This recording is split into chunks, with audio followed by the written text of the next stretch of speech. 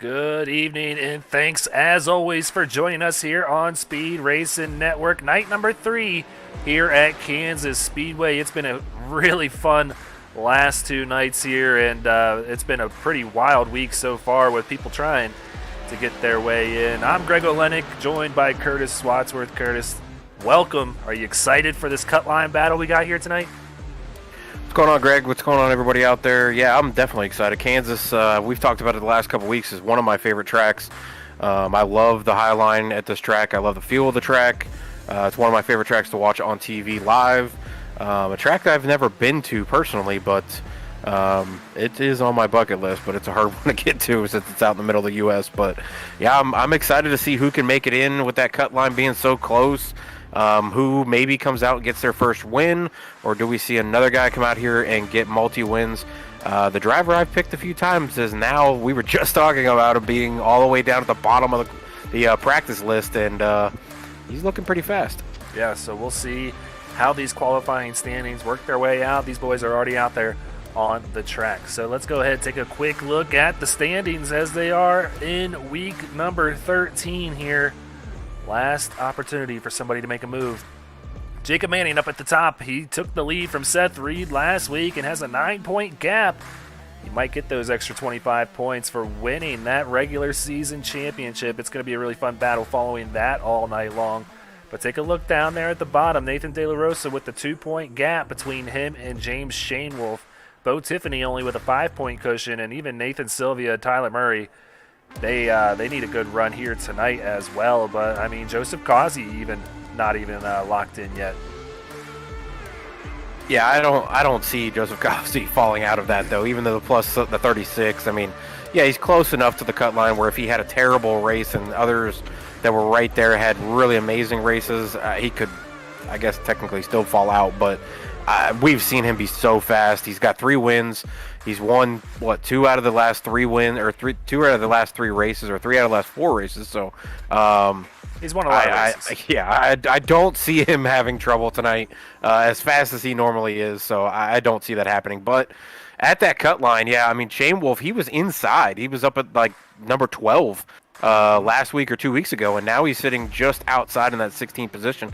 It's going to be a hard battle for Shane Wolf. He's had some rough weeks ever since he got his win. It's pretty much been a rough go, and it's not just him either. It's that whole team. Only Jacob Manning and maybe Drew Ballesteros has been doing really well with collecting points, especially Jacob Manning. But they've got to get some confidence going in James tonight to get him up over the line to get another member of that team up into the playoff standings. Yeah, you're exactly right. I mean, Drew Ballesteros not too long ago was right in that 4th position. He was one of the best here and still is one of the best. He's got that green name, meaning he is locked in. So we'll go ahead and read you that list. Jacob Manning, Seth Reed, Kyle Benson, Tristan Bailey, Seth Berger, Max Service, Drew Ballesteros, and Kyle Spees. All 8 of those drivers have clinched their position and their spot in the Xfinity Series playoffs. So let's go ahead, take a look at the rest of the field here, because there's a few drivers that can still possibly make a move here. Aaron Gerwitz only 9 points back, and Brandon Domain 22 points back. I'd say those 3 drivers, James Shanewolf, Aaron Gerwitz, Brandon Domain, are probably the ones that we're going to pay attention to the most. Benjamin Park, not sure if he has the amount of cars in the field tonight to really make a Hail Mary run at this, but maybe still in contention. We will keep an eye on him regardless, because he's been pretty good here lately. But Chris Bishop, Matthew Robinson, and Daniel Keith Jr. all technically within a mathematical chance of qualifying and making it to the playoffs. So definitely keep an eye on these guys, because also we have to keep an eye on that playoff lucky dog at Texas Motor Speedway. So we're going to have a 16-car field. We're just going to figure out the first 15 here tonight. Is there a chance that one of these guys back here with a red name, if they get the win, could they become that lucky dog?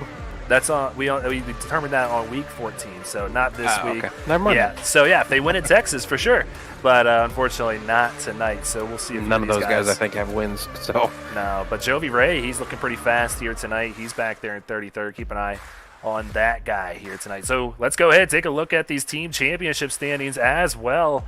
Tank Racing and JW Racing, as well as Murray Reedy Motorsports, in a very tight battle for that number 1 seed, and you see it there at the bottom. That top seed will get a first round bye with 1 race remaining here tonight. it's going to get good between these guys. Yeah, and this is what I was kind of alluding to earlier with Shane Wolf and that whole team. JW Racing has been just struggling lately, other than Manning. Tank Racing's just been on a roll with Kazi winning so many races, with Max Service having good runs, and a couple others from their team. And then Murray Reedy also with Tristan Bailey running well, and a couple others from that side running well as well. They've crept back up into this thing. I don't think that they could get to first, but they have an outside chance, I think, to get to second if JW Racing all has really bad races tonight. But I don't think JW Racing will fall out of the top two. There's still a chance that they could catch Tank Racing, but as fast as Tank Racing has been the last probably 4 or 5 weeks straight, ever since Kazi started going on his roll, they've been tough to keep up with, and it shows. They've gone right to the front, and I don't think they're looking back. I think they're looking for that first round bye. Yeah, so Kyle Benson winning last week definitely helped Murray Reedy's cause, but Jacob Manning finishing second didn't help it too much. So yeah, you're exactly right.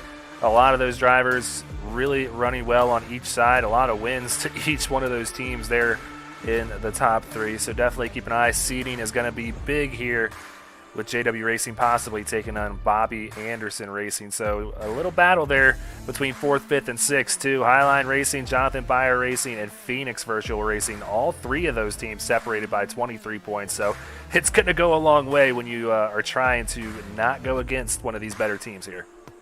Yeah, with Tank Racing possibly getting that bye, who wants to go against JW Racing or Murray Reedy Motorsports right now?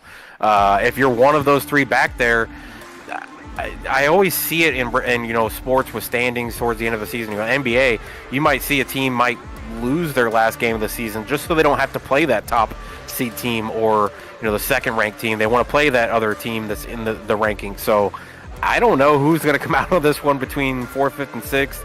I don't know if I would want to go against any one of the two that are up there in 2nd and 3rd. Well, with just a few minutes before we get out there and kick off this last race here in week number 13, let's go ahead and take a look at the sponsors real quick. Silverback Tax Solutions, as always, in charge of the green flag for each restart of this race. Any issues with the IRS, go ahead, check out Silverback Tax Solutions at silverbacktax.com. Sparkle and Shine Mobile Detailing, go ahead, find them on Facebook. See what they have to offer. A lot of really cool things to get that car looking good this summer. Butt Kicker coming on board to sponsor the Hard Charger Award. We'll take a look at those in just a second. And TJ's Team Foundation at morethanAcape.org. They're going to have the winning moment after this race. So let's go ahead, take a look at those Butt Kicker Hard Charger standings. Kyle Spees with a healthy gap over Jack Hedgecock. Brandon Richardson there in 3rd. James Kerr 4th. And Kyle Benson in the 5th position. Yeah, I think Hedgecock is probably, kind of giving this one to Spees because Spees, again, not qualifying. And Hedgecock just came in with a 3rd place for the qualifying so far. So I think he's pretty much just conceded it to Kyle.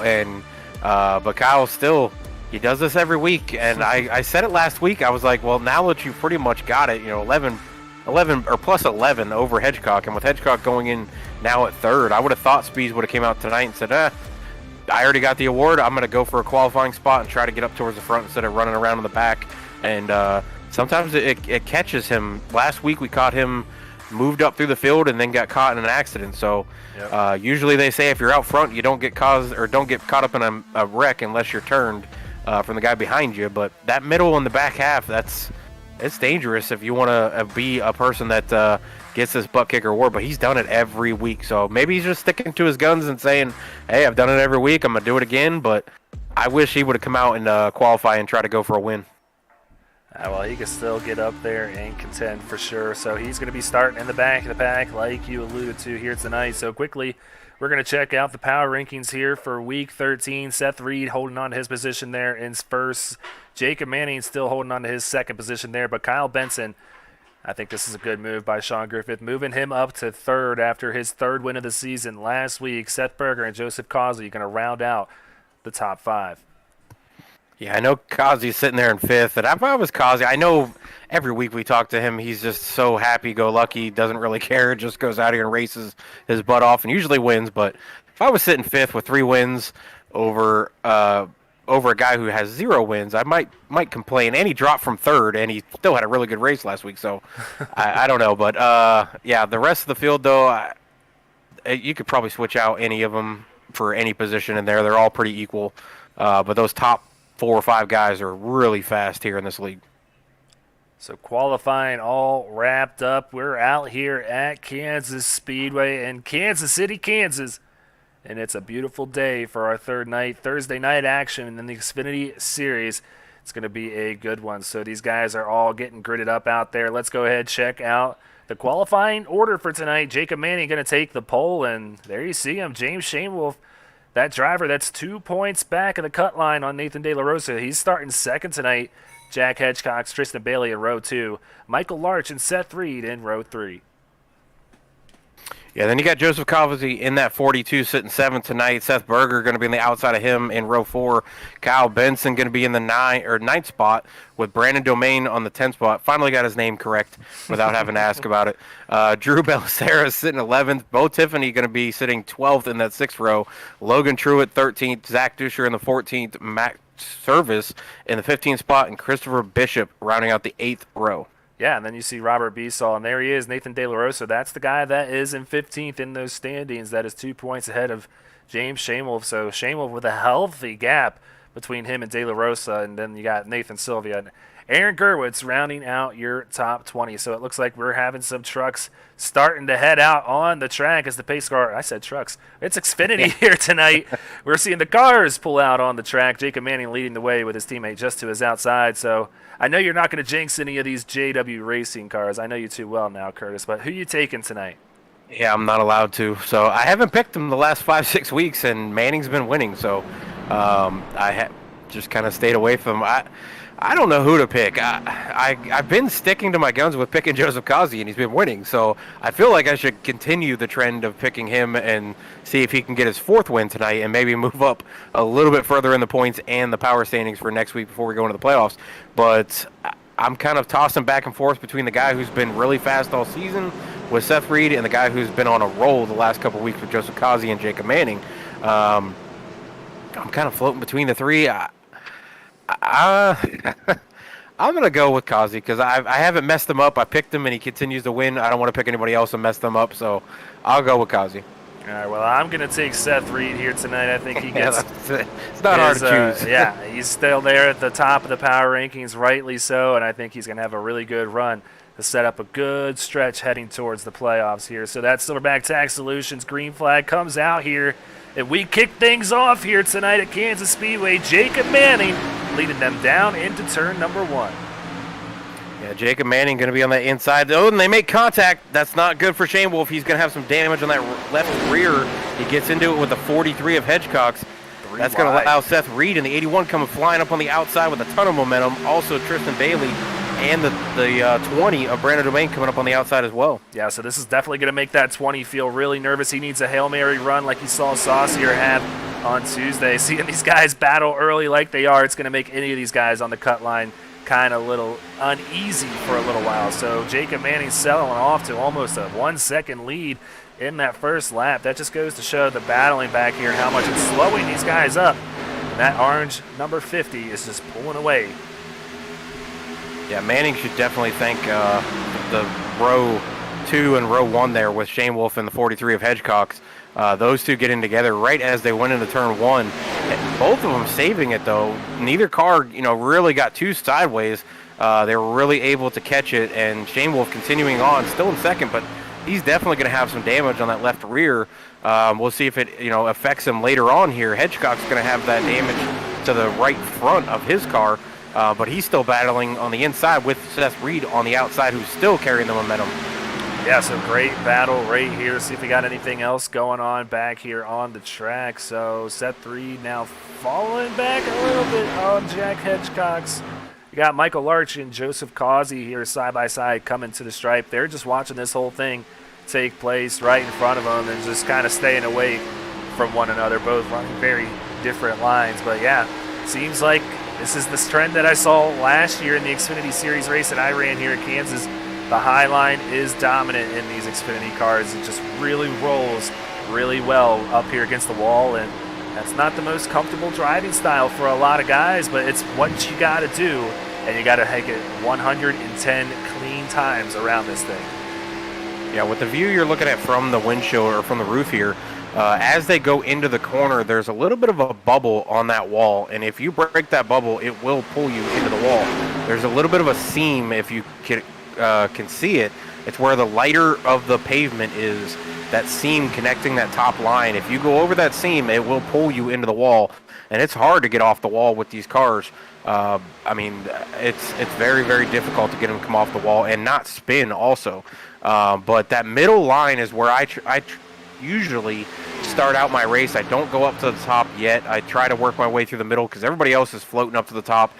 You see a couple guys working the bottom with Tristan Bailey down there with also Kazi and a couple others. I normally don't go down to the bottom because it seems to wear off the tires a lot quicker if you try to run the bottom around here, but it is faster going through the corner, but you lose a ton of speed when those guys come off that top line and carry all that speed down the straightaways. So we missed the pass for the lead here. James Shanewolf taking the lead, and I'm kind of curious to know if it was team orders or something, so I'm going to go back and take a look here and see exactly what happened. It looked like a pretty smooth pass, so. Maybe gets up there a little bit. I think he might have got the wall a little bit, so I think Shanewolf, that's a fair pass on him there. So, yeah, you would think that it was a team order there, but no, I think that's an uncontested pass there of the 50, getting loose and hitting the wall a little bit. Killing that momentum, and we saw that all this week with guys getting into the wall. Man, I swear we hit it at least 100 times if you saw the race last night, Curtis.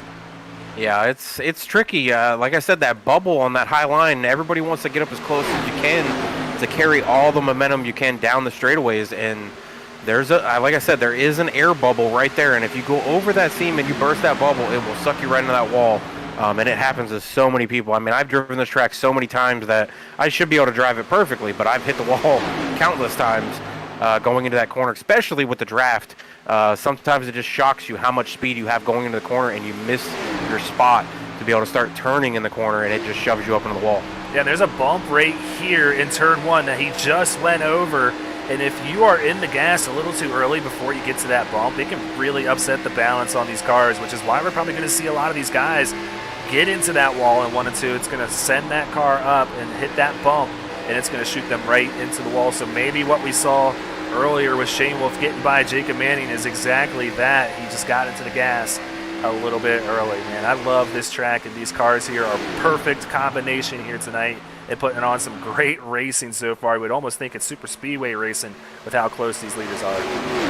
Yeah, the package here, if they would crank it up a little bit, kind of like a super speedway package, it would be those type of speeds. But I think most of the time you see 175, 180 going into a corner.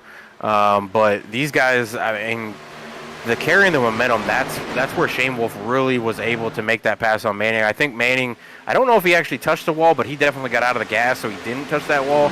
And it just allowed Shanewolf, who was already in the pedal, carrying the speed, just to go right on by him. But you see Manning working his way back to Shanewolf up on that high side with Hedgecox, who I'm surprised has been able to stay where he's at. He was running the bottom on Seth Reed, and I'm kind of surprised it didn't hurt his tires more, but he continues to dive it down there, and he's making it work, but I don't know if it'll work in the long run. Let's see a slide job here. I don't think he's clear of him. 53 gets a good run off of 4 and is going to get a good push from the 81 on behind him. So Jacob Manning back to the lead here in that 50 Chevy Camaro out of JW Racing, but Jack Hedgecox looking hungry here tonight. Wow, that's a slide job for you here. We've seen a bunch of those in sim racing and in real life, but now Tristan Bailey up to second now. I thought Bailey was going to try to slide in front of Hedgecox. That was super close. Wow. But Hedgecox sliding in front of Shanewolf, that line that he ran through there, the middle line, that's the line I like to run at the beginning of this run. You just seem to be able to cut the track a little bit, but also carry a ton of speed. You don't carry as much being up against the wall, or if you are up against the wall, but you're not, pulling speed. Oh, here we go. To be on the bottom. Hedgecox. Saves it. Reed's in the wall, though. Jack Hedgecox saved that. There's a lot of guys behind him who he should be thanking right now because they did not run him over, but Larch able to jump up in there, and now Kazi coming. We're going to check that out because that was amazing. He's already sideways right here. Completely sideways. We've seen this from Kyle Larson a number of times this year, and Jack Hedgecock's doing it for us here tonight. That was an amazing save, and even hangs on to the 7th position, doesn't even lose too many spots. So, I'm clapping my hands over here. I'm not actually doing it because I don't want to blow out anybody's speakers, but clapping it in my mind because that was a really amazing save by Jack Hedgecock. Yeah, him and Benson were actually sideways last week when we were watching. So that's 2 weeks in a row he's been sideways, and they both saved it last week, and he saved it this week. Unfortunately, the person that did not get the benefit of that is Seth Reed. He got put up into the wall and rode the wall, couldn't get off of it, and he drops from about 4th all the way back to 20th. Yeah, he's back 14 positions from where he started, but Seth with a lot of time to get back up there. Still 95 laps to go in this thing. Seth is going to be around, and he's just out here having a joyride because he is well clinched into the playoffs. So we'll see him back up. I'm not counting Seth Reed out by any means just yet. So I'm going to keep my eye on this battle here about in the back, about 6 to 10 cars here. This is a great battle from Seth Berger and Jack Hedgecock's all the way back to Max Service. Yeah, and that's Shane Wolf still sitting in that top 10 position. But he's slipped a little bit. He's down 6 positions. They're 3 wide as he's got the 91 underneath them. Ooh. Also, Max Service there, too. 91, 53 coming together. Shane Wolf not going to like this, man. He cannot afford any mistakes here tonight. And the 91 really racing him tight. Logan Truitt not cutting him any slack. Now Kyle Benson wanting to get on in the mix here and go 3 wide with the 53. So we'll see if this thing sorts itself out cleanly or not. And Benson going to get that position from James Shane Wolf, so move Benson up to the 8th position here. But this is not over by any means. Beasall in service really tight now. The 36 of Sylvia gets into Beasall. Comes back up and gets into service. Bo Tiffany hard on the brakes. And we are somehow still green here with all of this happening. This is chaos. Somebody spun off the track that was gone, but I don't know how that wasn't a caution, but yeah, these guys just lost a ton of time though to the front pack because they all woed up a little bit and was trying to figure out where the cars were going as they were trying to get corrected and try not to run each other over as well. So very, very big heads up to all these drivers that were right there in the middle of that. That could have been a lot worse. Even though it looked bad on screen, it could have been a lot worse for a lot of drivers right there in the mix. So getting word that Matthew Robinson and Daniel Keefe Jr. are officially out of contention to qualify for the playoffs based on the size of the field here tonight. So right now, James Shane Wolf in, De La Rosa out, but James Shane Wolf starting to fall back. And Nathan De La Rosa not falling back as much, but he's back in 21st position. So De La Rosa going to need to find some speed out here and start capitalizing on these mistakes that are happening to the 53. He's down 7 positions from where he started tonight when he qualified 2nd. Yeah, I know everybody always says, run your race, but Shane Wolf has to be paying attention to the standings. He's essentially racing, the 3 or 4 guys that are right there around him at the cut line. He's got to finish ahead of at least one of them by a few positions. De La Rosa is probably the closest with 2 points to the good. So right now, yeah, De La Rosa's got to be watching that as well. Shane Wolf's got to be watching. Gerwitz is right there as well. He's sitting 19th as well. Brandon Domain's sitting there, but he's back in 24. So right now, Shane Wolf's looking good, but he's got to stay up here in the top 10 and keep all those guys behind him by at least a few positions. Yeah, so an update, Aaron Gerwitz at 19th. Brandon Domain, something happened to him that put him in the back of the pack, but he's climbed back up to 24th position. James Shane Wolf is in 9th place. So Nathan De La Rosa right here, we're watching him on your screen. He's up to 20th now after making a pass. He's got Gerwitz just in front of him here.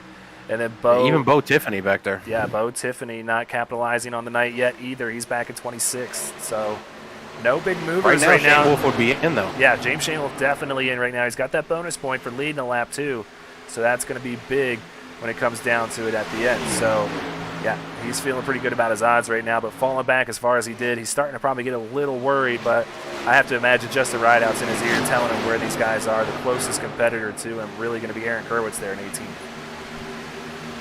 Yeah, when it comes down to the end of the race, if De La Rosa's right there next to Shane Wolf. Do we see one of them maybe give each other a little contact?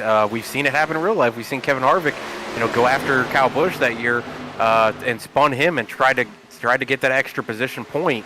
Wind up taking himself out, and Kyle did an amazing 360 and went across the finish line. But I have a feeling, it's kind of like racing for a win, even if it's for 15th. But De La Rosa's right next to Shane Wolf. Do we see one of them maybe give each other a nudge or a bump or, even a dump as if it was for the win? Because essentially this is your season for making it to the playoffs tonight. Only one way to find out. I don't know if I would personally do that, but it could be done. I don't know. I don't know how that's going to go over, but you're going to have to stay tuned and find out because it's getting good here tonight. So about to turn to lap number 25 and almost a quarter of the way through this thing, and a lot of smoke up in front of these guys. Not sure what that's all about, but they get through it. Nothing around them. Battle for the lead, though. Tristan Bailey going to the inside of the 50. He's really making that inside line work here tonight. Looking good. But Jacob Manning getting a good run off of 4. He's going to battle him all the way down into turn 1. Causey trying to pick which lane to go with. And good run by Michael Larch, too, here tonight in that 52. Causey in the wall, though.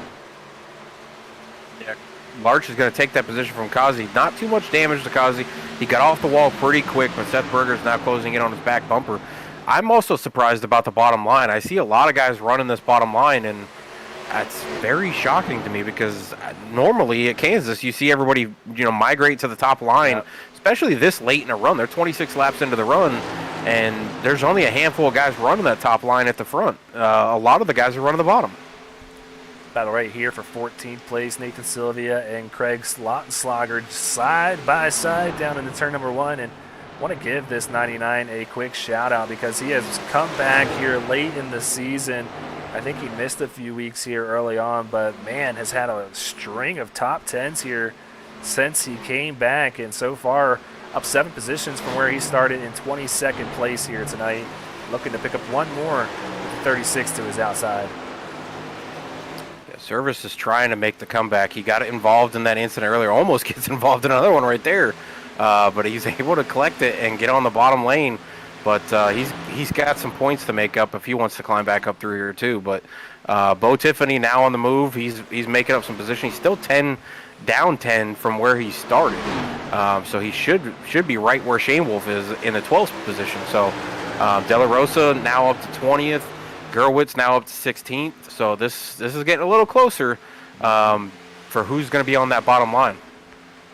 Yeah, so Bo Tiffany doing a good job of making up that gap, and he needs to do just that because he's only 5 points to the good in those standings. So, yeah, from my last update from Sean, he told me a few laps ago, now that was when Tiffany was back at 24th, that Tiffany would be out, Shane Wolf and De La Rosa would be in.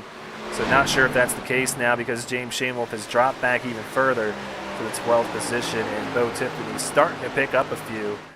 And speaking of picking up a few, there's a few more cars showing up here to the front as 3 more guys, Michael Larch, Joseph Causey, Seth Berger, inching in on this lead battle between Tristan Bailey and Jacob Manning. So maybe we'll see a 3-wide battle for the lead here tonight. What do you think, Curtis? Yeah, I mean, it's possible, but who comes out of it? That's the question. Do they run each other extremely hard, or do they, give way? We're only 29 laps into the run. Still have, a good amount of laps. Do you run extremely hard and make it difficult and go 3 wide? I don't think so. Tristan looks like he's going to try to make that pass completed. Did not complete it right there, but he should have it going into turn 1 if he can dive it down there and slide up in front of Manning. Manning touches the wall, though, as he goes in the corner. No, I don't think he's going to have enough of a run there through the bottom line. Manning comes off strong on turn number 2. And is going to send it in there again, just like he did. Try to hit that white line right there and keep it on that seam. Don't touch the seam too much going through the turn because you see it there. It'll give you a little bit of a wiggle if you're on it too much with these hot tires. But he comes through and crosses the stripe, and they are still side by side, nose to nose here heading into turn 1. Larch and Causey nowhere to go, and Seth Berger just hanging out in the back waiting for something to give here. Keep looking at Seth Berger's car, and I thought he was missing his hood. the way the camera was looking down on it, but it's actually a logo on the hood. But it looked like I was looking at his engine. I was kind of surprised he was running this fast, still up here in fifth with no hood. But makes sense now. But I gotta give a big shout out to the guy who's the one we see every week going for that bug kicker award, up 17 positions already. Yeah. Kyle Spees doing it again. He's up to 12th. Shane Wolf falls back to 13th with that pass, but Kyle Spees is coming.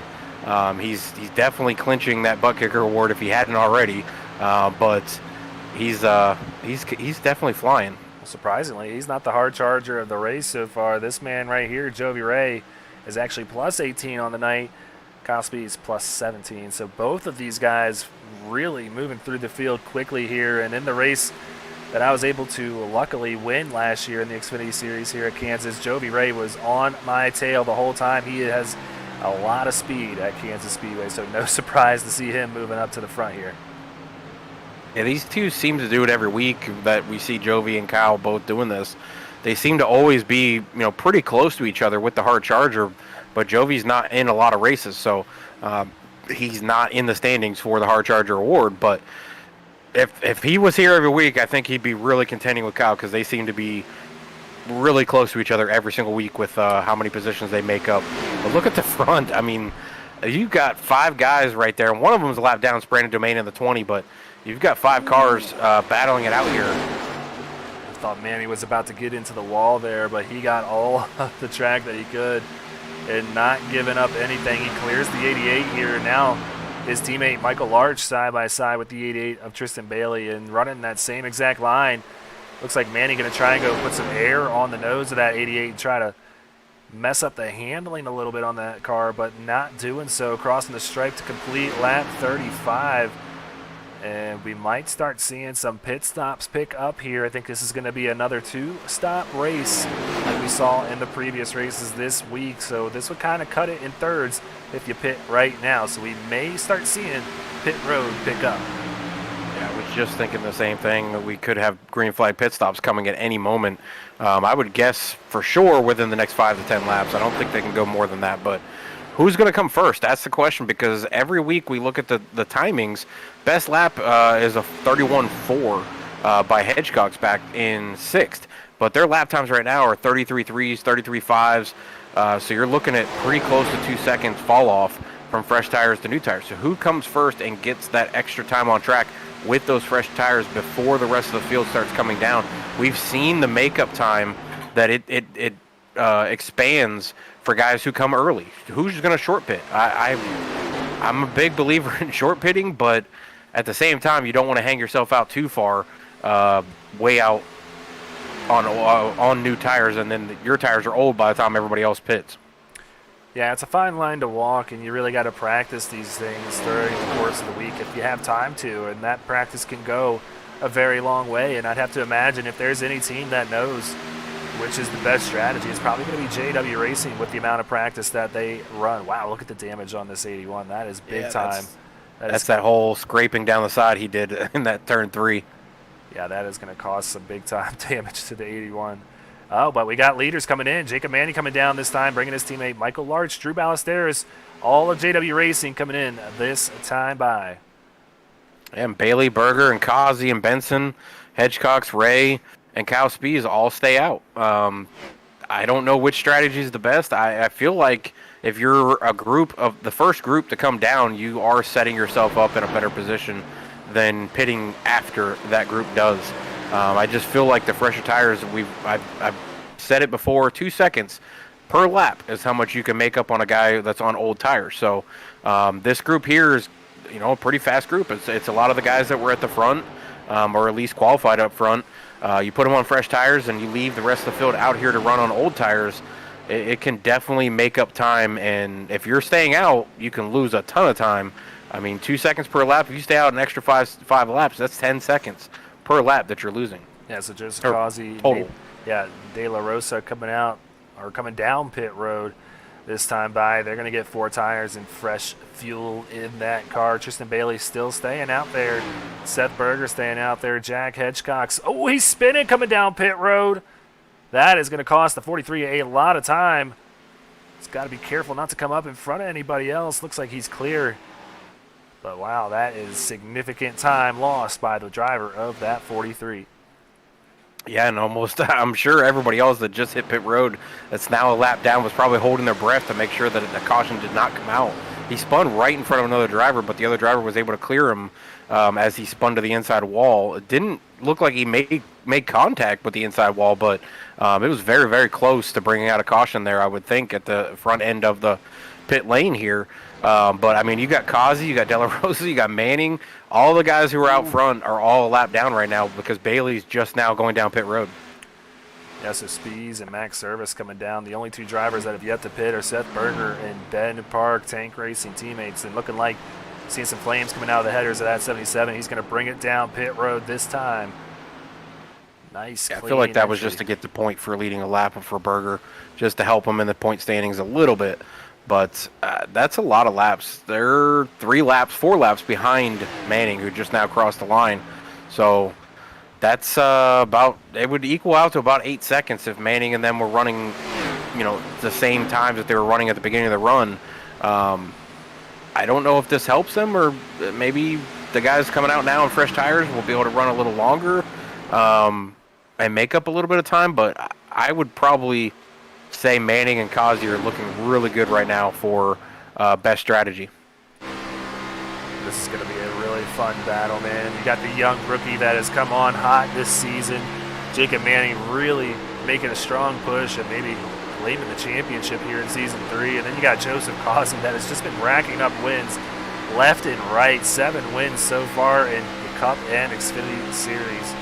So this is going to be a heck of a battle right here. So don't take your eyes off of this. Yeah, and with Reed struggling tonight, this only expands Manning's lead. So he's already at the front. He can clinch it tonight with Reed having a bad night. And right now, Reed's not looking good with that wall damage that he had earlier. So Kazi, though, not going to give it to Manning. Going to look to take the lead here. Going for a 4th win. Manning going for a 2nd win if he can pull it off. But Michael Larch back there in 3rd. He's having a really good run tonight. I haven't seen him at the front too often here, but he's been a top 5 since the drop of the green flag, essentially. So Bailey, though, right there in 4, and Lipicki up 18 spots, sitting 5th. Well, Joseph Causey completes the pass, moves back out into the lead here tonight at Kansas, and it's just not surprising anymore. He's just always up front. I mean, I did the math the other day, and in the 2 series combined, he's led 650-plus laps already, and that was before this week. And I have to imagine he led a little bit in the Cup Series. Can't remember off the top of my head. But, yeah, no surprise, new leader, the 42 of Joseph Causey. So maybe Jacob Manning just going to ride behind him for a little bit and not burn his stuff up battling with Joseph. We'll see if the 50 can make a push back towards the front. But, yeah, Larch's not too far behind. He's within a second of this pack, too. And then everybody else pretty much separated from this lead pack that we saw battling between the top 5 earlier. So we're going to go ahead and step aside real quick since that round of green flag cautions is wrapped up and come right back after this break.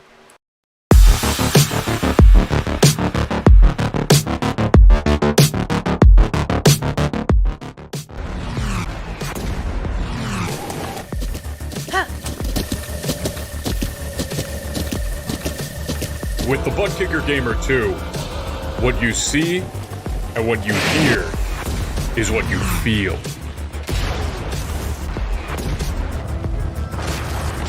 Butt Kicker. The future is feeling.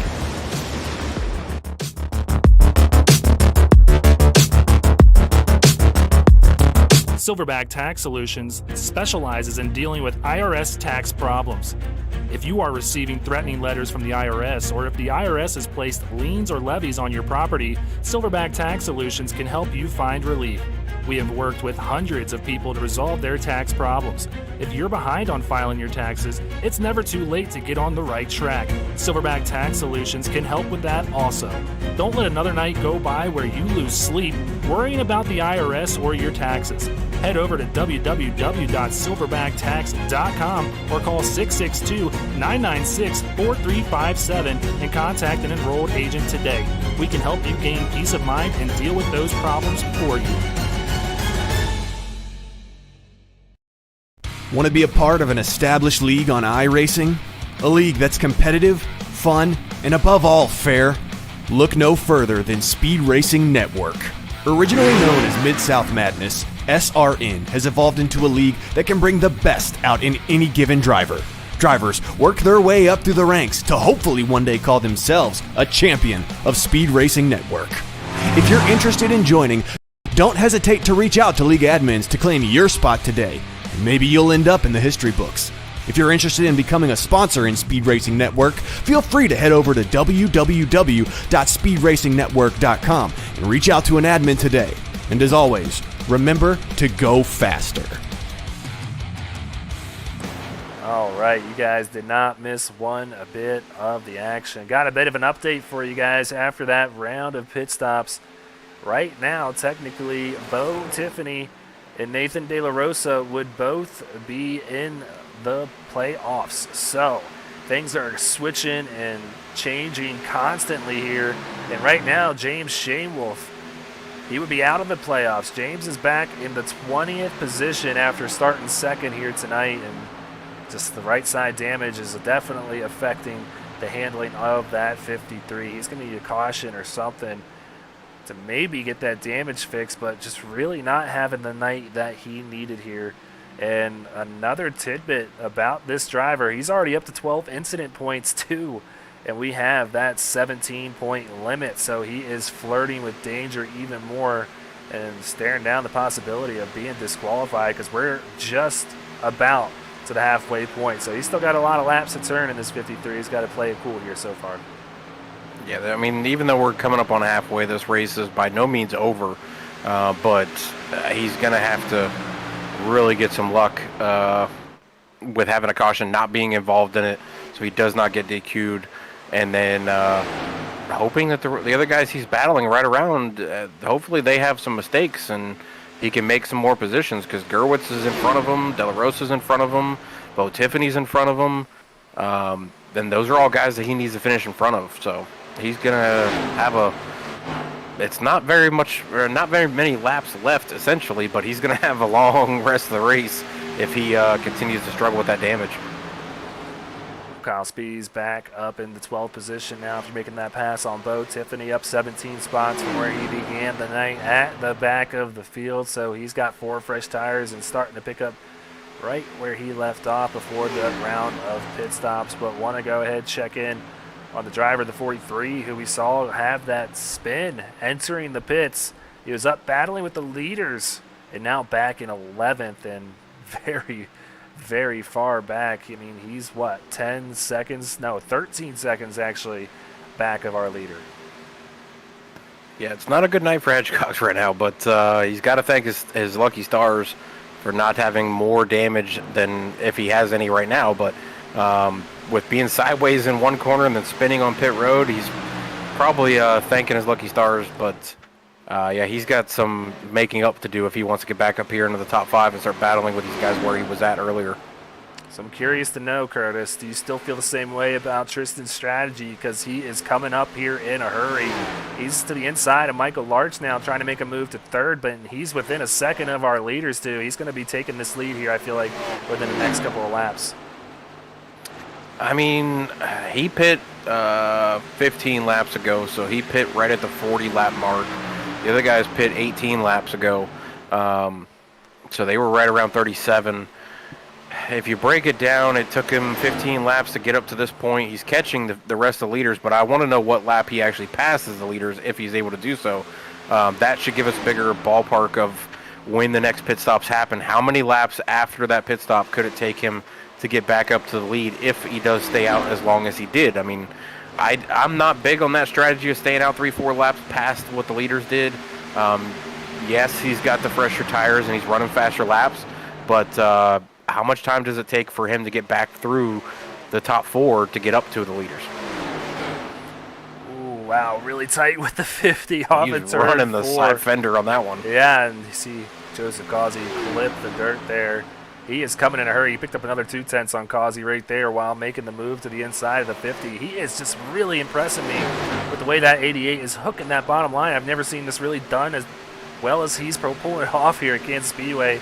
And I just wonder if that's a product of the daytime, the hotter track, if it's making it more grip down there, or what. But, yeah, Jacob Manning taking note. He's going to go and run that bottom line, and Causey probably sees him too. He's thinking the same thing.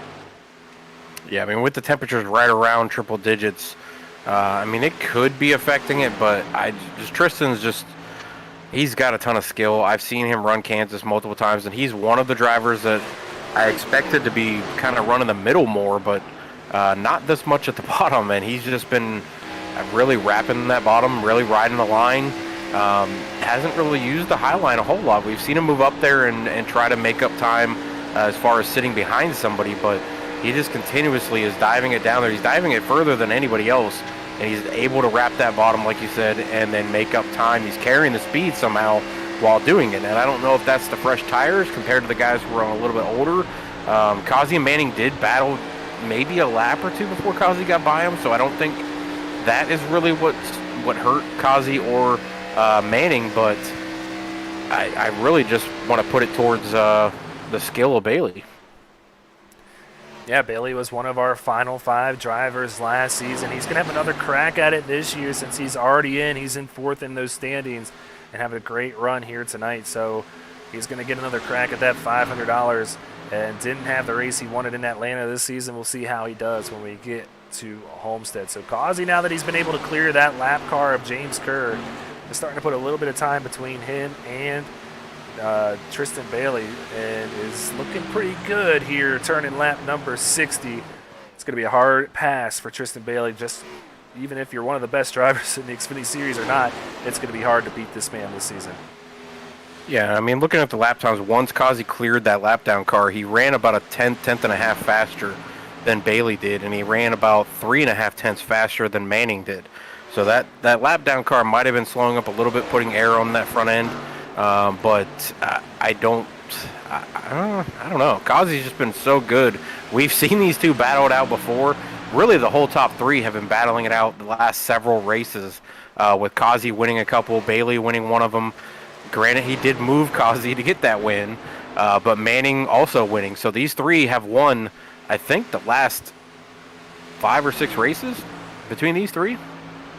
Yeah, for sure. And him, Kyle Benson, Joseph Causey have just all been scooping up the wins this year and have been really primed and ready to see these playoffs get started. And taking a look at these points, I'm going to go ahead and pull them up for us, Curtis, just to give us like an update and see what we can go off. I can tell you guys, Joseph Causey has clinched his spot in these playoffs, so he is going to be racing for that $500 as well. But I want to keep an eye on one driver, and it's that guy in 12th. Nathan Sylvia is back in 28th and a few laps back, too, of our leaders. We saw him make that pit stop not too long ago.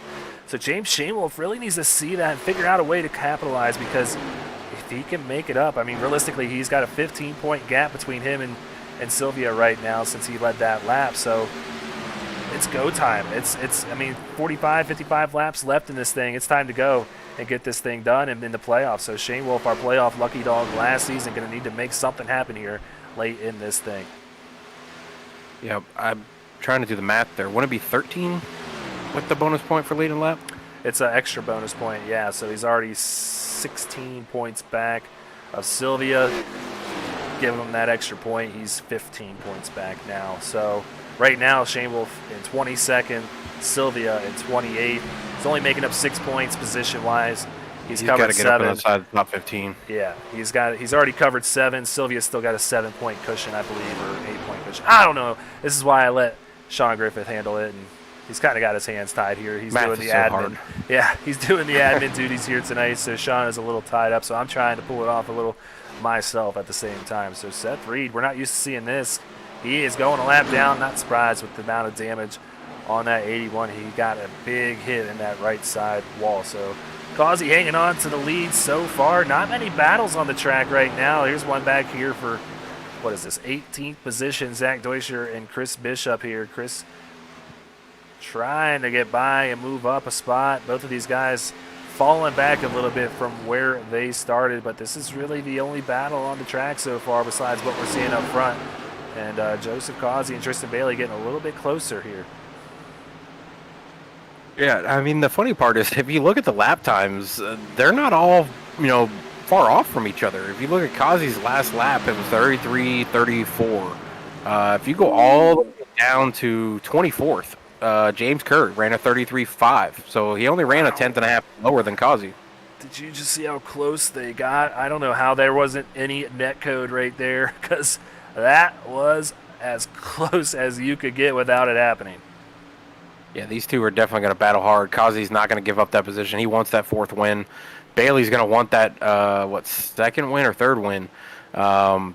So, I mean, he's not going to give it up either. We've seen these two battle it out. We've seen them battle it out for a win, 2-3 weeks ago. So, Bailey able to get the jump on Kazi for that win. But Kazi said he would forget about it, but remember it later on. So, we'll see if this comes to fruition for Kazi if these two are battling at the end of the race. Yeah, Tristan with the 1 win, Kazi with the 3 wins this season. You're right, Tristan did kind of use him up a little bit there, but hey, Kazi was okay with it. But here's Shane Wolf just in front of Bailey. Shane Wolf about to go a lap down here. Yeah, Shane Wolf's really struggling tonight ever since he's hit the wall and had the damage from Hitchcock earlier in the race. He seems to be really loose, and I don't know if he just needs to maybe push a couple of times on that brake bias or not, just to tighten it up maybe a little bit, but he's definitely struggling a lot more than I would have thought he would have. Shane Wolf's usually a driver, when I see him in a lot of leagues, he's usually towards the front, and I mean his qualifying has been really good. He's been qualifying pretty much in the top 5 for the last several weeks. He just can't have the finish come to the end here with getting caught up in other people's stuff. Kyle Benson on the outside here. Michael Larch on the inside. Michael Larch trying to move up past this number 10 Beef Stroganoff Chevy Camaro. Benson trying to hang on to that top 5 position after winning last week, but they've got a very fast and hungry Jovi Ray behind him. He's our current butt kicker, hard charge. Benson in the wall. Yeah, he's used up a little bit too much of the track here, and that's just going to make this racing even tighter for 5th.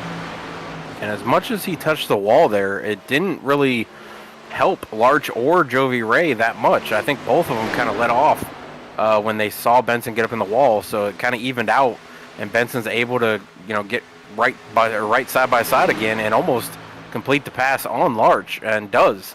So it didn't really benefit these guys too much, but he's got to stay out of that wall. He's getting close again. Thought he was about to get it right there again. Oh, man, this is the best battle we have so far. We're going to stay locked in right here. Jovi Ray making the side or a move to the inside here. He wants that 5th position and that 24th position gained. Actually, he's only 23 right here. I'm giving him more here than he has so far, but he got real loose off of 4 right there, and that killed the momentum, and Michael Larch now going to be to the outside of that 11. Yeah, these guys are switching positions back and forth. Every time it looks like one of them's got a good run, that car gets loose or gets tight, as you saw Benson go up into the wall, and then you saw Jovi Ray get loose. And Larch has been the only one that's really been just sitting here trying to figure out what's going to happen with these two in front of him. But he gets back by Jovi. Jovi's got to work back by both of these cars now after losing that momentum after getting loose out of turn 4. So Benson hanging on to that 5th position so far. We'll see what else we got happening out here. Logan Truitt Logan Truitt trying to get by Drew Ballesteros. It's really confusing for me because Nathan Sylvia and Logan Truitt are really similar cars, and it's throwing me off the loop here. But Josh Marcy coming down pit road, it looks like, in that 35. He's going to start this cycle, the 2nd cycle of green flag pit stops. So we'll see how it works out, who shortcuts and just who goes all the way and maybe hopes for a caution and a lucky break. It's strategy time. Yeah, I mean, you can make it from here. So this is definitely the starting of it with Marcy coming down. He came down at 35. He's able to finish it out with going 36 to finish. But I'm wondering who from the front takes that first initiative to go down pit road and try to make up time. With Kazi and Manning, they just saw Bailey pit 4 laps after them and was able to get right back by them after 15, 20 laps. So do they hang on a little bit longer and wait for Bailey to go down, or do they maybe try to short pit him 1 or 2 laps instead of the 4 or 5 laps that they did last time? I don't know, but they definitely took note of how well his car is running here later on the run. He's put a big gap between him in the rest of the field. So the gap up over a second and a half now, and pit road is picking up here. We got 3 cars down there right now. Logan Truitt, Chris Bishop, and Tyler Murray all on pit road. Yeah, and we see the effects of fresh tire. Joseph Marcy, who we just saw come down to start the string of green flag pit stops here. He came out and he was right there with Bailey, and he's pulling away from him. So looking at the lap time for him, he just ran, well, he actually just ran slower than I thought he was. But, yeah, he ran a 33.5. So I'm not sure how he pulled away from Bailey because Bailey ran a 33.3. But this is going to be the start. Manning's coming, so he's coming ahead of Bailey and Kazi and Berger. I don't know if this is too early. That he's pitting on lap 39 this time, so he pitted 1 less than what Bailey pitted last time by. Bailey still got 2-3 laps fresher tires than they had. So does he stay out or does he pit now? Looks like he's going to come down this time. I just feel like I saw some flames come out the headers, and nope, I'm wrong. He's going to stay out there on the track. Jacob Manning still on pit road. Nathan De La Rosa down there now as well. He's getting his final stop in. Michael Larch coming down this time by it too. Yeah, and see, Kazi switched up his strategy. He pit last time on 37, which is right around where Manning pit this time. But he's staying out. He's on lap 40 on his run. Bailey's on 38, coming to 39 and 41 for both of them. So Kazi's trying to get a little bit closer to what Bailey's doing, but Kazi's about 2.5, 3 seconds back from Bailey right now. So he's going to have to either short pit him by 1 lap to make up that 2 seconds, or maybe try to stay out a little bit longer, but I don't think he can stay out too much longer on this fuel run. At 41 laps, I think the max is 44, 45.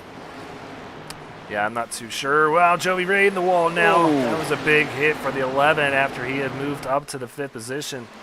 I didn't know Kansas was giving away Kansas stripes. Yeah, it seems to be. It's been the case all week. We saw a bunch of them handed out last night and a bunch of them here again.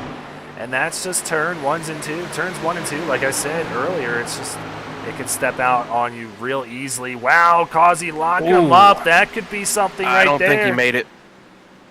Keep an eye and see if he gets a black flag handed out here tonight, because that would really help Tristan Bailey's cause if that's the case.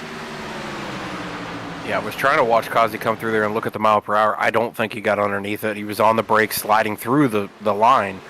Usually if you're real close to it and you let off the brakes so that you're not sliding the tires. Oh, and Bailey gets loose as he's coming to the pit stops. Yeah. But if you let off the brake just a little bit, you can be 1 to 2 mile an hour over the limit, and it does not hit you with the black flag. But if you're sliding the tires across that line and you're 1 to 2 over, it will hit you with the black flag because of the sliding tires. Seth Berger now out in front of this thing, and he is one of the last cars to not come down pit road, and just putting him on the driver's spotlight this week. 372 points so far this season. No wins here in the Xfinity Series, but 6 top 5s is very impressive with an average finish of 11.2. Only 18 laps led. It's just kind of surprising to even fathom that low of a number of laps led, because he's always up front here. Yeah, he's got at least an extra 2 to 3 laps led tonight, with staying out a little longer than everybody else. But, yeah, he didn't adjust his strategy because he ran 40 to 41 last time. I think he ran 41 because he stayed out 1 lap longer than Tristan to get that lap led. And this time he stays out 2 laps longer than Bailey. So I don't know if his strategy is going to work out because of how far back he is from that group. But Kazi now back in 9th. It looks like he had an 18.1 pit stop, so didn't get a penalty, but not a very quick pit stop either. Yeah, I might have fixed some of the damage on that 42, but right now Ben Park still out here on the track. He is the last one to come down pit road, and it's going to feel like a sit and duck, not only with the damage in the front of that 23, but with those old tires. He's going to bring it down this time. Yeah, and Bailey came out 4th from his pit stop. That's where he was when he came out last time. He's sitting about he's almost just under under 4 seconds. Yeah, he's just under 4 seconds back of Manning. Which is where he was at last time. So Manning pit 4 laps earlier. I know Manning's trying to get out in front and stay out front as long as he can, but once he gets alongside of some of these lap down cars, this is where Bailey, if he's not battling a lap down car, he's making up time with those fresher tires. He was just side by side there with Brandon Domain for about a half lap, and that allows Bailey to gain time. Bailey's leading another car who's right behind him.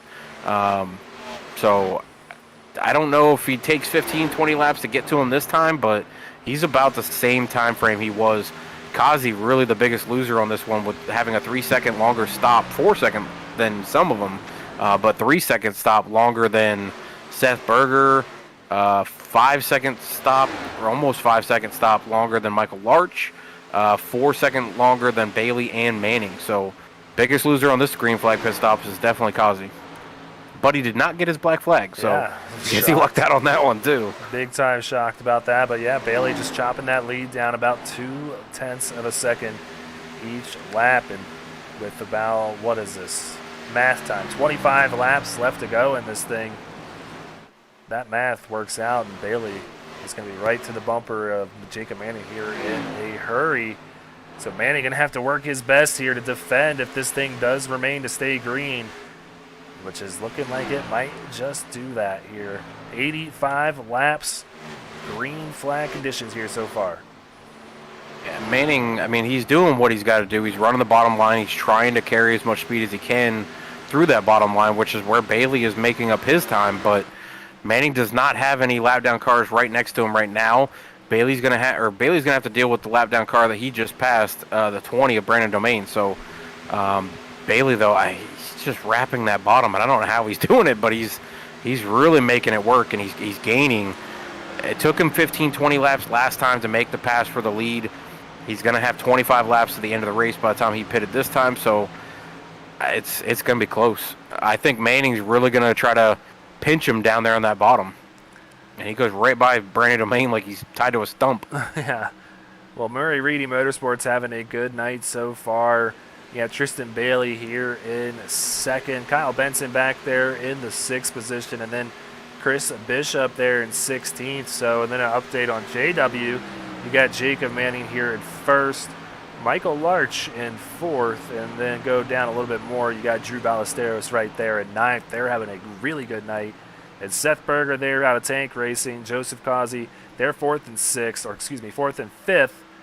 And then I'm looking a little further down, Mike Lepicki in 10th. So that battle for 1st and 2nd in the team championship standings is very, very tight right now between Tank Racing and JW.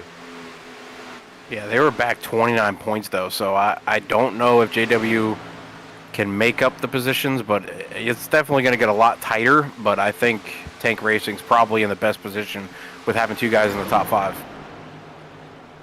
Side-by-side battle here between Kyle Benson and Joseph Causey. Benson looking to take that position.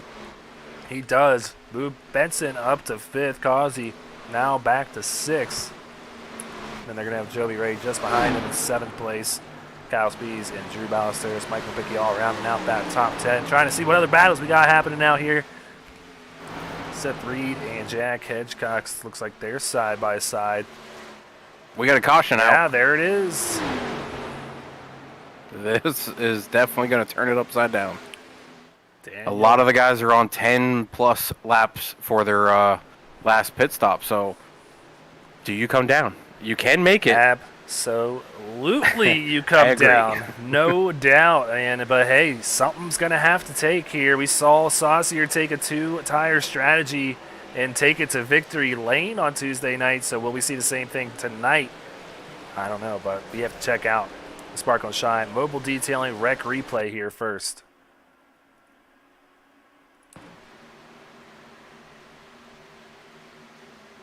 And it looks like 15's just in the way of Hedgecox, and he just kind of moved him. Yeah, he was blocking aggressively back there with that 43, and bumper touches the nose, and he goes for a ride down the backstretch and hits the wall really hard. His night's going to be done here. So you see everybody catching back up to the pace car. 20 laps to go, and our first caution of the night. It's about to get really good, I imagine. I can't wait to see if we have any takers taking 2 tires, and I think we might. I mean, I would not be surprised to see a Joey Ray take 2 tires. This man's already out of the playoffs. He's not here racing for points tonight. He's racing for a win and $30 in his pocket. So I was going to keep an eye on Shane Wolf, and he stayed out. So that's exactly what I was thinking was going to happen.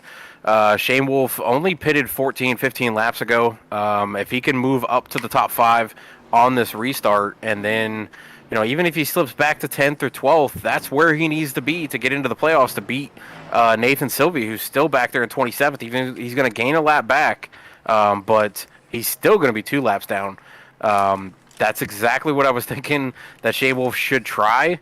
It doesn't hurt to try to, stay out and jump up here, and it looks like he went for it. Well, we'll see. It looks like we do have a taker here, and it might have been... Actually, no 2-tire pit stops. I thought for a second I did see someone come out, but I was wrong and mistaken. He's staying in pit road. I don't know what he's doing, but he's in there 30 seconds, 31, 32. He's still in there.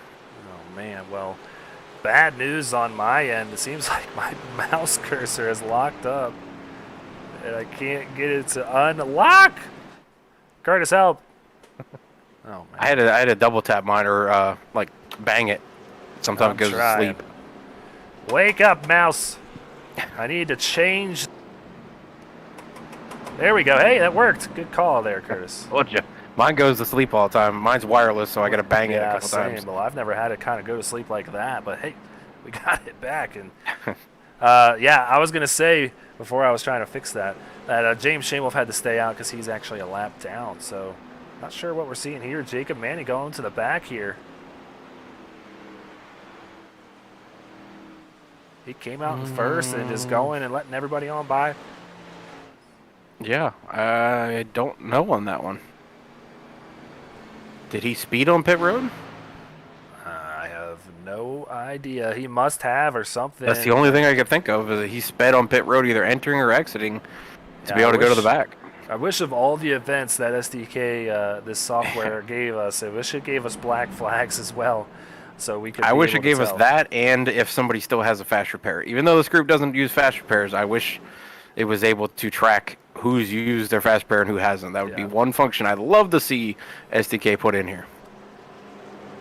The last update as of 10:23, I believe, when this caution came out, Shane Wolf ahead of De La Rosa by 1 point. So not sure if that was before that round of pit stops or not, but regardless, it's getting close when it comes down to the end of this thing. 18 laps to go, and we do not have a set field of top 15 just yet. So stay tuned. Don't go anywhere. We're going to have an exciting finish on the other side of this break.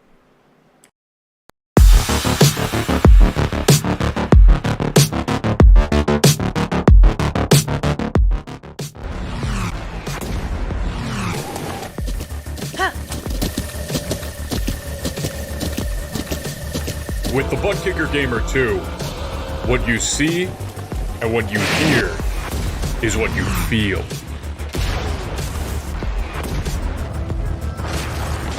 Butt Kicker. The future is feeling.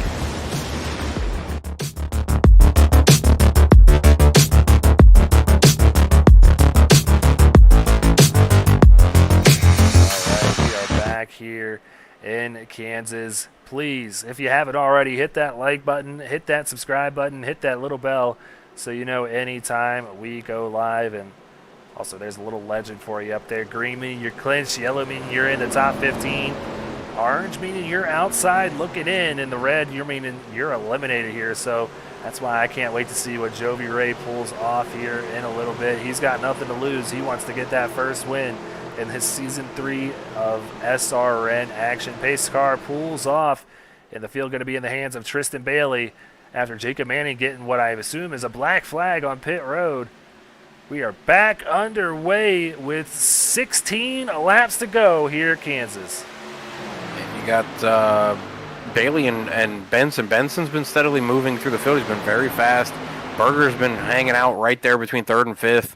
And then Jover Ray, obviously biggest mover at plus 24. Fighting with Kyle Spees now Kyle Spees up to plus 24. So those two are now nose to tail as they're coming through here. But Kazi, again, biggest loser after a pit stop. He stayed on pit road for 38 seconds, almost 39 seconds.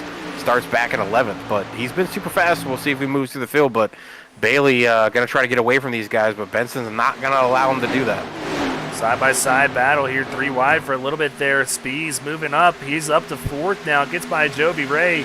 Michael Large wanting to come along with him for this 5th position. Jovi going to have a hard battle if he wants to get this first win of the season here. Kyle Spees wanting to get his first ever career SRN win. And you said he missed out on a championship in another league the other night. He's wanting to scoop up a win to kind of make up for that here. I think that was Tuesday night that I was watching. I got a message from another guy that I broadcast for, Dylan McDonald, and he was battling it out with the top 4 for the playoffs. With Kyle Spees was one of them, and Kyle and Dylan battled it out there towards the end, and Kyle missed out on the championship. So I'm sure he's looking to try to come out here and get his first win. He's obviously a tremendous driver to always start in the back of the field and come through the field as much as he does. It takes a lot of skill to work your way through the cars and not have bad nights, and he continuously does it. And tonight's one of them, up 25 positions. I usually say, the 15 to 17 range is a lot, but 25, I mean, you're pretty much looking at the entire field here as he started back 29. Last, yeah. He started last, so he's trying to go from last to first.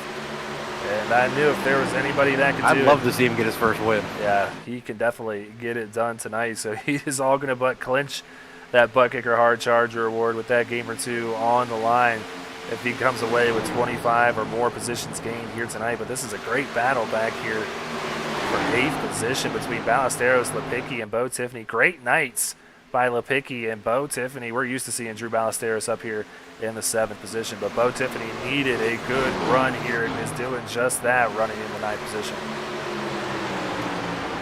And top 5 is trying to break away from Jovi Ray, but Jovi staying on the draft of Michael Arch in that 52. Bailey trying to avoid the same line as Benson and Berger, but Benson's continuously running that high line, carrying the momentum, but he's not able to make up ground on the 88, who just continuously is running that bottom line, and he's still fast, which is super surprising. We've talked about this several times throughout the night.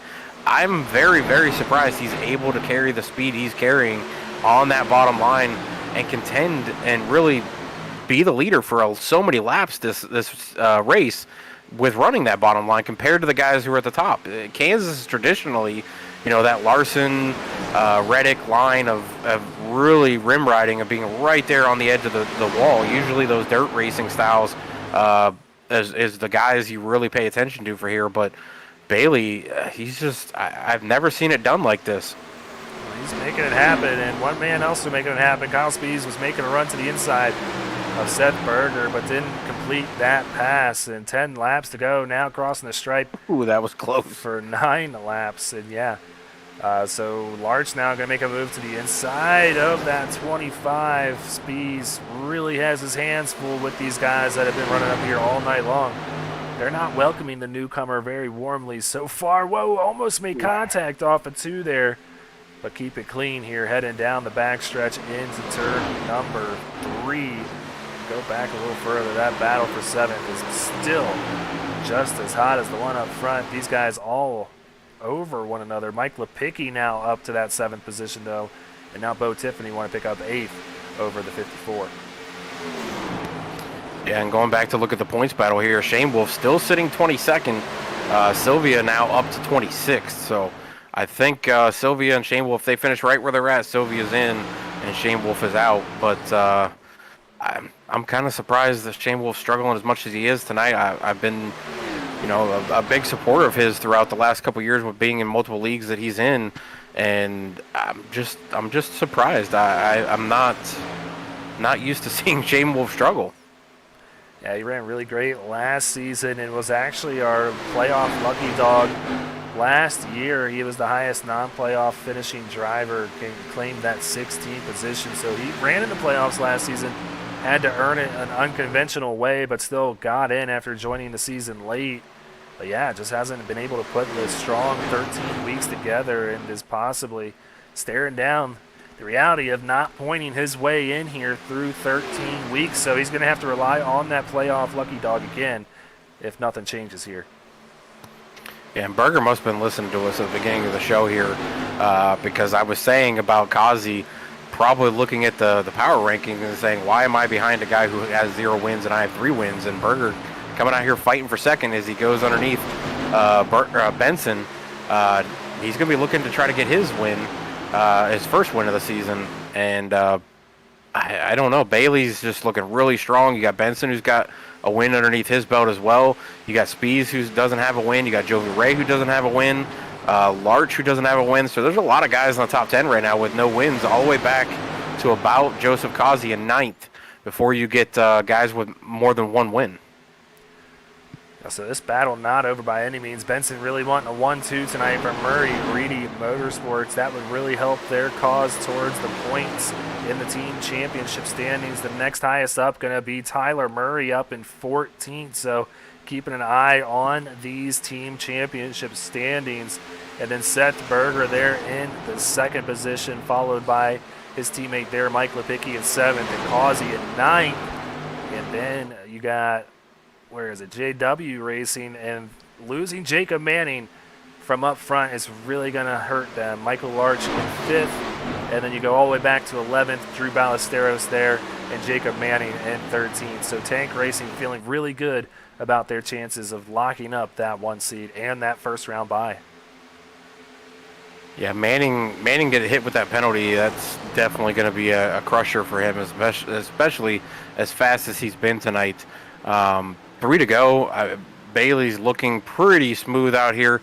Not really, under fire or anything from Benson or Berger. He's got both of them behind him, but I don't see Bailey making a mistake. So I think this is Bailey's to lose right here with as much time as he's out in front, almost a second over Seth Berger sitting 2nd. But Berger is running a little bit faster lap times. He ran about 2/10 faster the last lap. He ran almost identical to what Bailey ran this lap. So he's getting close, but I don't know if he can make up the time with now 2 laps to go. Yes, so Bailey coming down the backstretch, heading towards turn number 3. Has a pretty nice gap between him and Seth Berger. It's smooth sailing if everything stays green and he crosses that stripe. To see that white flag come out, he's going to feel real good about claiming his 2nd win of the season. And he's seeing that white flag wave. 1 lap to go here at Kansas. Bailey just going to be smooth, and as smooth as he's been all night. Like I said, I don't see him making a mistake. He's just wrapping that bottom line, letting the car coast out to the wall, and then carrying as much speed as he can. And he's been able to do it. And I continue to say I'm super surprised he's able to do it. But Berger, great finish for him tonight in 2nd if he finishes out here. Benson wrapping up last week's win with another top 3. Yeah, so here he comes, Tristan Bailey crossing the stripe, and there he is.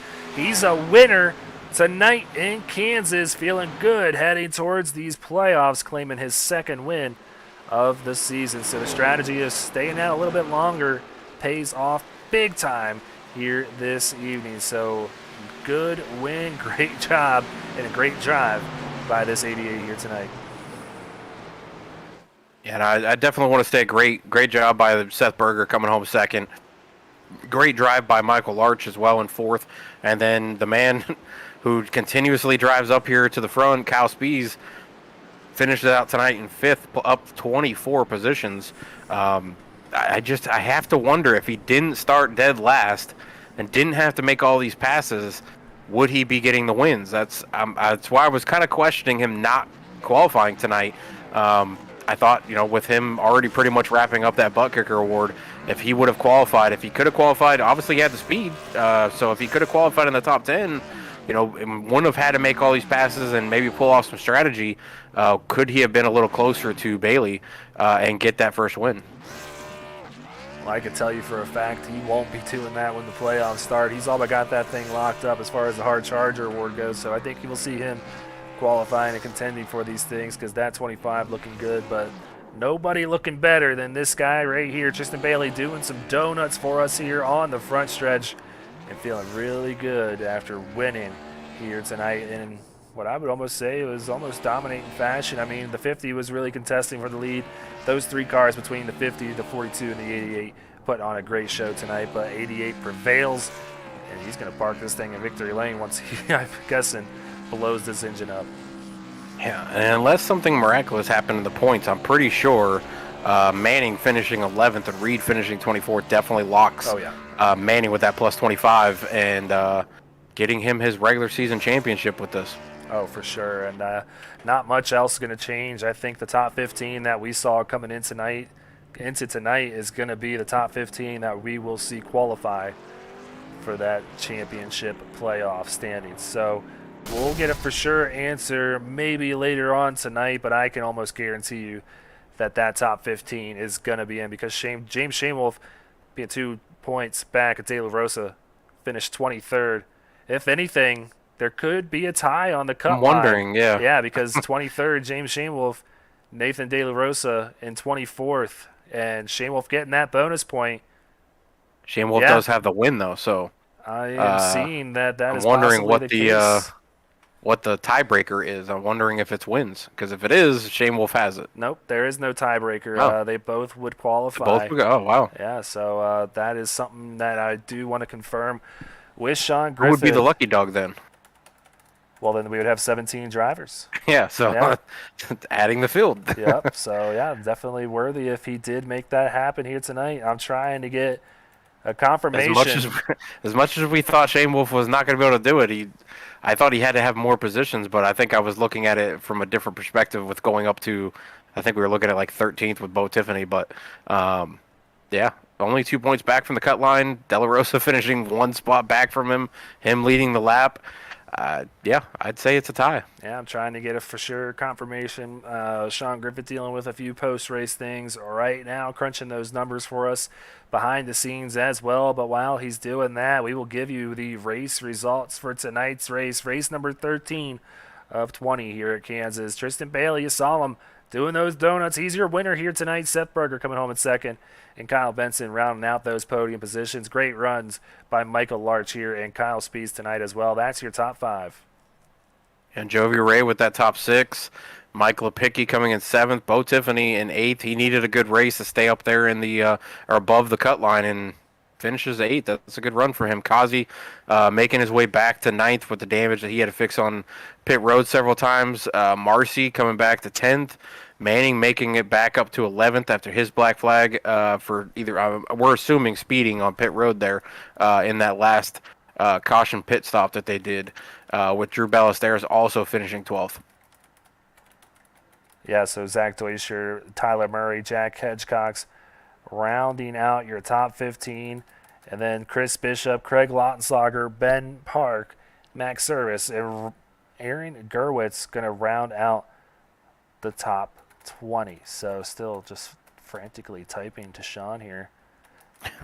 I was kind of surprised if we didn't see more of the 99 of Craig Lautenslager. We've seen him up at the front the last couple weeks riding around there, but this week was not a good week for him, finishing 17th. Well, let's go ahead and get down to it while we're waiting.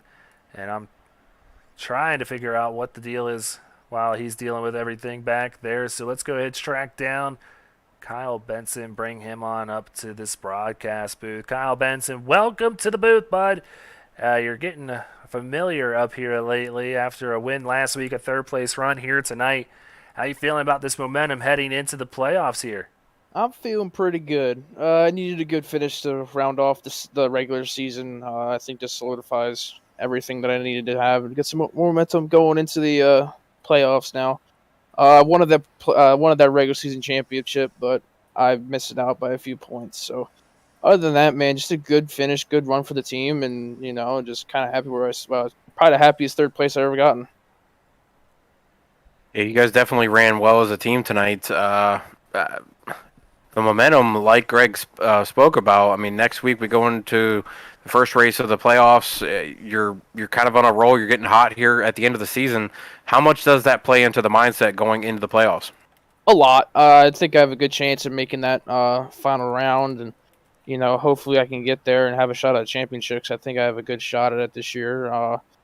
Man, I just want to take it one race at a time. It's just Texas is not my strongest track. I gotta do some laps there this week, and 2 weeks. With the few bye weeks, but other than that, man, just I got some good momentum going. Want to keep the ball rolling. Well, before we let you go and celebrate a good night and a good regular season, you got any friends, any family, any sponsors you want to give a quick shout out to? Yeah, TJ's team for hopping on this season, being a team sponsor this year for Murray Reed Motorsports. Speaking of Murray Reed Motorsports, good run for the team. We got all top 15 points finishes, which is good. Good momentum, good points going into the team standings. Hopefully we get a good seating there. But got to thank everybody that comes in SRN. T-Mur Design's making me a beautiful paint scheme. Brought up the old beef stroganoff out just for some extra luck, but just good run for the whole team itself. Good win for my teammate Tristan Bailey. He ran a pretty good race. I was just solidified to run behind him. So other than that, man, just blessed to be here. Awesome, man. Well, we appreciate the kind words, and we're excited to see what you can do in 2 weeks in Texas, and as well with the All-Star race. We'll see what the combination is as far as track and cars goes, and see what you can do out there with some of the best out there on the track. So enjoy the break. We'll see you in 2 weeks. Get to practicing, man, and best of luck. All right, appreciate it, man. Hope for the radicals. Give me some radical action. All right, there you go. We'll see what it is. But have a good night, man. Yeah, see you, buddy. All right, Curtis. That was Kyle Benson coming home P number 3. Let's go ahead track down Seth Berger.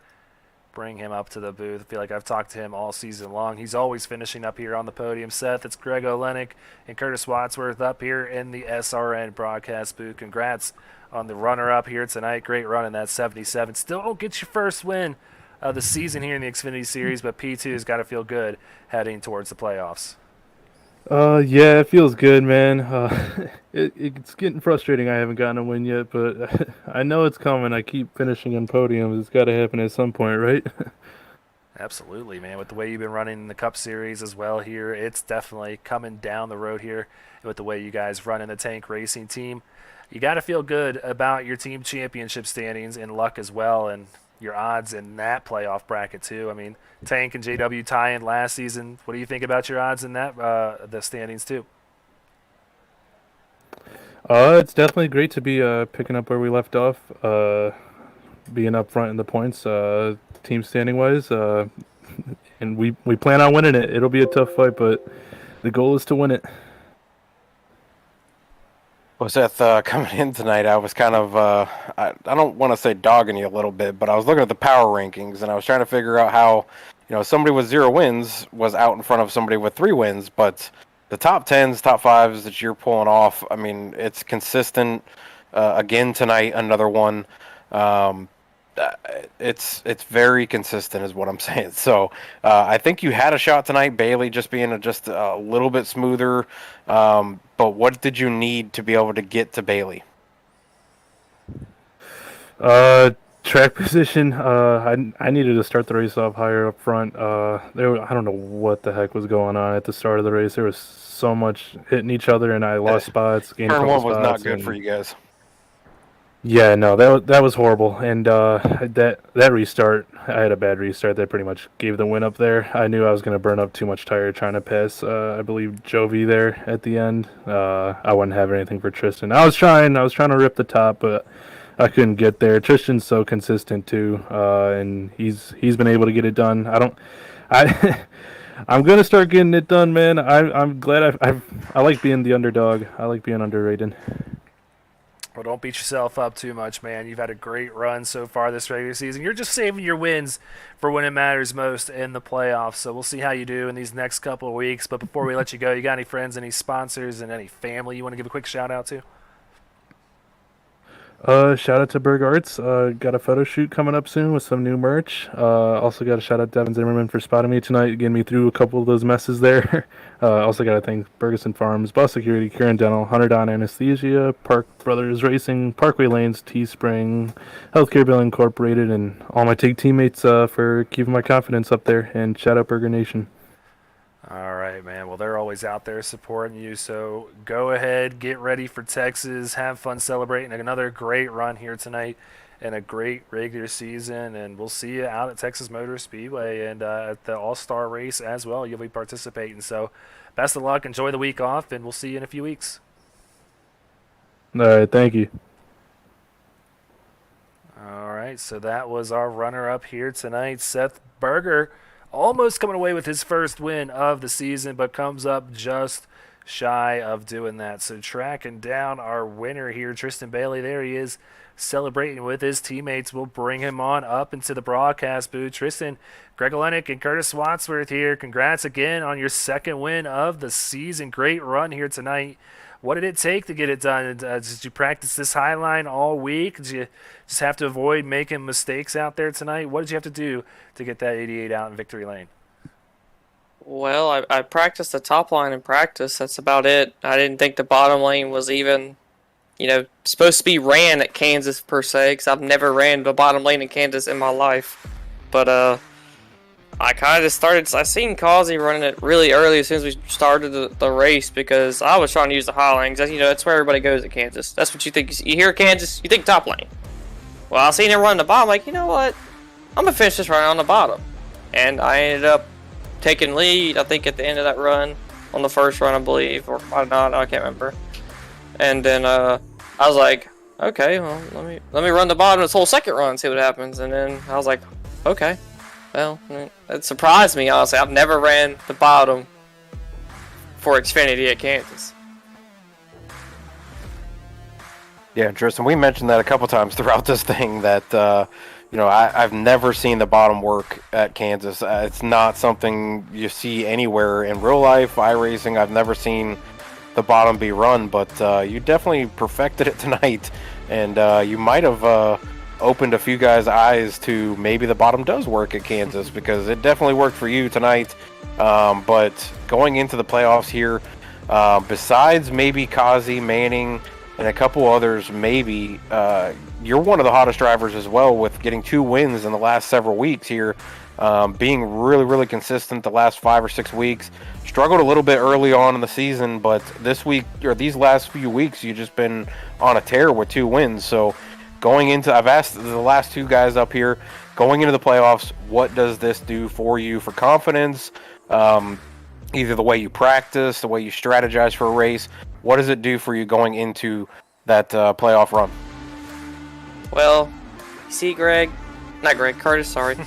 At the start of the season, I had strategies. You see, they didn't work out. So now I just go into a race with an open mind and just hope and pray I can get a good qualifying spot so I'm not stuck in traffic, and just be able to drive my own race. And that's kind of what I did tonight, having to shift down to the bottom. I kind of drove my own race, and it kind of worked out. I was really hoping we didn't end up getting that caution there before that final run, because I wanted it to stay green. But other than that, it was a fun race. Like I said, I just never expected the bottom to work at Kansas, but it surely opened my eyes to the bottom. So what he's saying, Curtis, is do less. That's what it sounds like to me. Apparently. Yeah, because I don't practice off the track. I practice that hour and 20 before the race, and that's about it. Hey, it's sometimes. What's funny is I hear so many people say that. Like, they go into a league race and they're like, "Oh yeah, I just ran a couple laps in the practice session before the race, but I haven't practiced all week." Or I hear guys say, "Oh, I didn't even have the track. I just bought it today, and I've never run a lap here," and they come out with the win. So I don't know which way it works. I hear some guys saying, "Oh, I practiced all week," and then they're fast at the race, and then I hear guys saying, "I just bought the track today, never ran a lap here, ran a couple laps at the practice right before the race," and they go out and win. So sounds like strategies can work. Strategies don't have to work. It's kind of all over the place. I really think it comes down to skill, being able to drive on any track, and you, in my opinion, have the skill set to run, whether it's a road course, mile and a half, super speedway. You're all over the place, short tracks. You have the skills from all 4 facets of racing, and you put them together, and this is the result. 2 wins in the last 5 races. So very good ending to the season going into the playoffs. It should give you a good momentum boost and confidence going into the playoffs. Yeah, hope it does. Anything can happen in these races. Like I could have, when the Shane Wolf and Manning scraped the wall at the beginning of the race, that could have been me easily, because I don't know if they did an update on these cars or not, but the dirty air was extremely terrible tonight. Like, it felt like I was in a Gen 6 car. That's how bad it was.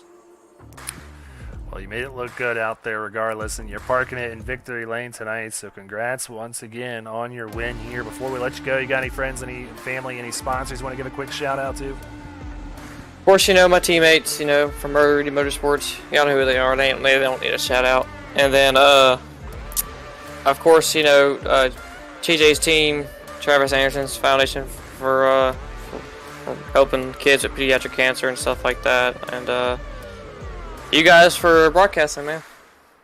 Well, we certainly appreciate that, and we are looking forward to seeing what you can do in these final 7 races. A final 5 driver in that pack with me last year at Atlanta. I'm looking forward to seeing if you can get there again this year. Definitely looking like you got the speed to do just that. So get some rest, man. You got the week off next week. We'll see you out there at the All-Star race as well as Texas Motor Speedway in 2 weeks.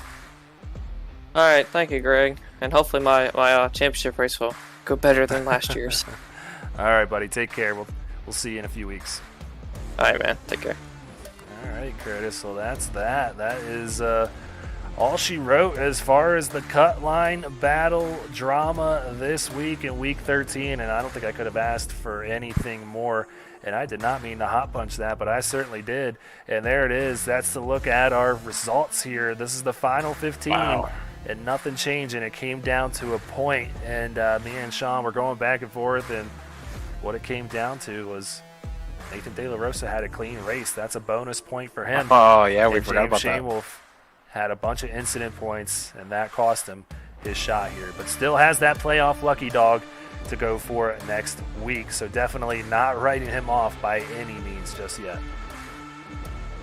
Yeah, I forgot about the extra bonus point for 0 incidents. So De La Rosa out there just keeping it clean. I think luck had to do a lot over that, because if Shane Wolf would have finished 1 spot higher, they would have tied. So Shane Wolf started out front and unfortunately went towards the back, and he's going to have to hope for that lucky dog spot.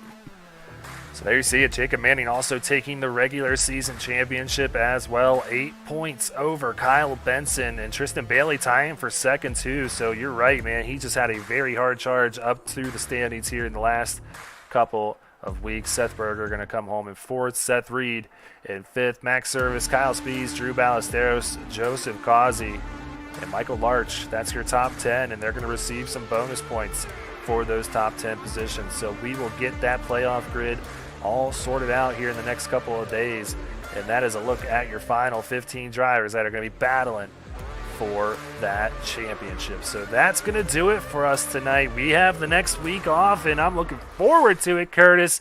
And then just like that, next weekend, we're going to have some fun. We're going to start getting on with this all-star race. It's going to be a great time. You guys are definitely want to come check that out. We're going to have that draft on Friday, June the 10th at 9 p.m. Eastern Time. Come back and check us out for that. It's going to be a lot of fun. Myself, Jason Tripp, Sean Griffith, all picking teams along with Brandon Domain, 50 drivers in the pool. It's going to be a great night. We got the heat races on Saturday, and they're going to have that main race on Sunday. So a little bit out of the ordinary for our normal schedule here on SRN, but with a little bit of traveling next week, we're going to take the next week off, give these drivers a little break after that frantic and dramatic regular season, and get things ready to go at Texas Motor Speedway. So for myself, Curtis Swatsworth, and everybody behind the scenes, we thank you all so much for stopping on by, and please come on back next week. We're going to have some great action for you. 7 more weeks to go before we crown a champion here in SRN. So we wish you guys a good night as always, and never forget to go faster.